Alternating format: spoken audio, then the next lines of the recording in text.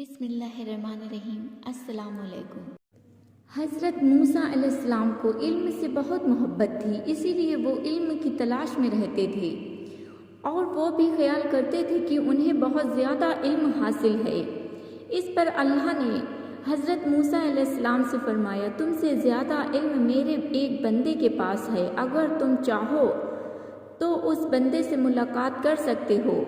حضرت موسیٰ علیہ السلام نے دریافت فرمایا، ایسا بندہ کون ہے اور کہاں ہے؟ میں اس سے ملنا چاہتا ہوں۔ اللہ تعالیٰ نے ایک ایسے مقام کی طرف اشارہ کیا جہاں دو دریا آپس میں ملتے ہیں۔ چنانچہ حضرت موسیٰ علیہ السلام تلاش کرتے ہوئے اس مقام پر پہنچے۔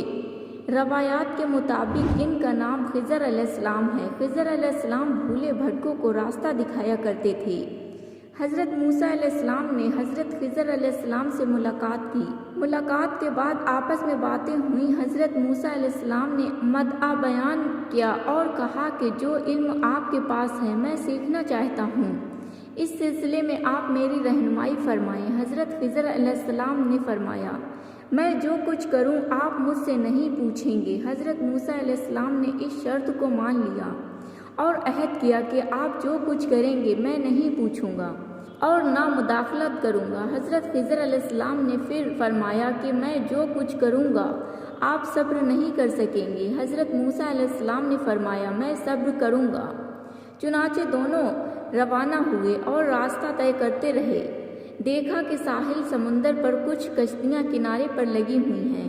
حضرت خضر علیہ السلام نے ان کشتیوں کو توڑ ڈالا۔ حضرت موسیٰ علیہ السلام یہ حرکت برداشت نہ کر سکے، آخر پوچھ ہی لیا، آپ نے ان غریبوں کی کشتیاں کیوں توڑی؟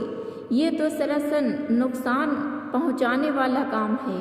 حضرت خضر علیہ السلام نے یاد دلایا کہ میں نے پہلے ہی آپ سے نہیں کہا تھا کہ آپ صبر نہیں کریں گے؟ حضرت موسیٰ علیہ السلام نے جواب دیا کہ مجھ سے غلطی ہو گئی ہے۔ پھر دونوں آگے چلے تو حضرت خضر علیہ السلام نے راستے میں ایک لڑکے کو جان سے مار ڈالا۔ اس پر حضرت موسیٰ علیہ السلام اور بھی زیادہ پریشان ہو گئے اور اعتراض کیا۔ حضرت خضر علیہ السلام نے فرمایا کہ آپ صبر سے کام نہیں لیں گے۔ پھر دونوں چلتے چلتے ایک گاؤں میں پہنچے۔ یہ جگہ بہت سنسان تھی۔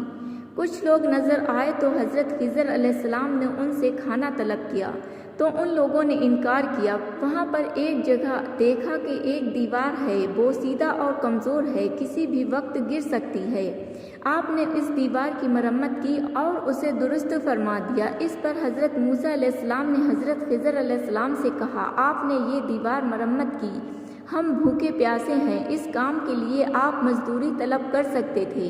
حضرت خضر علیہ السلام نے جواب دیا، جو کام خدا کے حکم سے کیا جائے اس کی مزدوری نہیں لی جاتی۔ پھر آپ نے موسیٰ علیہ السلام سے فرمایا، اے موسیٰ، آپ اپنے وعدے پر قائم نہیں رہے اور بار بار پوچھتے رہے۔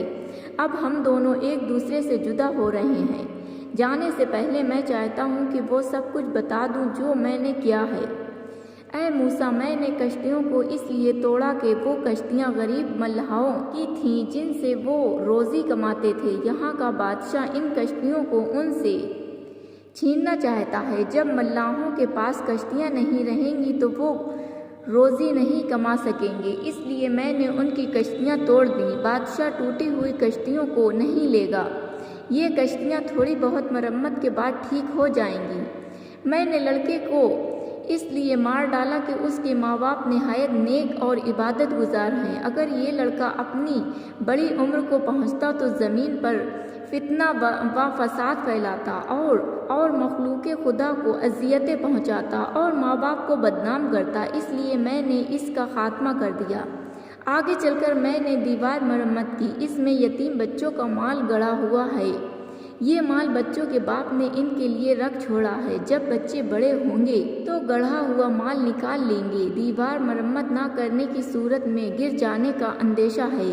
اگر دیوار گر جاتی تو یہاں کے باشندے لوگ دیکھ لیتے اور مال ہتھیا لیتے۔ حضرت خضر علیہ السلام اور حضرت موسیٰ علیہ السلام دونوں نے اپنی اپنی راہ لی۔ حضرت موسیٰ علیہ السلام اپنی قوم کے پاس گئے اور نیک کاموں کی طرف بلایا۔